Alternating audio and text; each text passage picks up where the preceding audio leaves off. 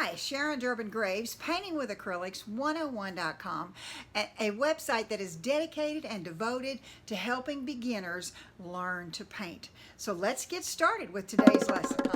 Here with a color wheel lesson. The color wheel has lots and lots of information, but it's very mysterious. People think it's secret. It's not. It's very, very easy to understand.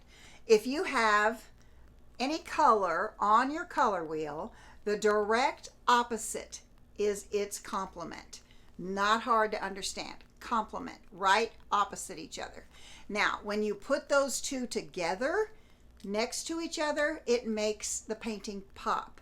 However, if you mix the paint with each other, if you mixed purple and yellow, you're going to get a grayed or muted color. You're not getting gray, except in one instance, but you're going to get a muted color for that. So if you are painting something purple and you needed a shadow to go with that, you can add some yellow to your purple. You may need to add some white to make it a little lighter than it is, but that's what you would do. You would add the complement to whatever color you're trying to make a shadow for.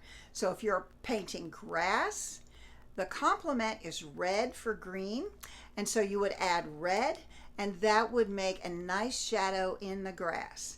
So understanding the color wheel is really, really important for any beginning artist. So if you want to understand more, come to Painting with Acrylics 101.com, head over to my blog, and there's all sorts of beginning lessons there for beginning artists. That's all I teach. I just want to help beginning artists get a good foundation under their feet so that they can make better art quicker.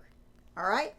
Thank you so much for being here. If this made sense, if you got any value out of it, I would love to have a thumbs up.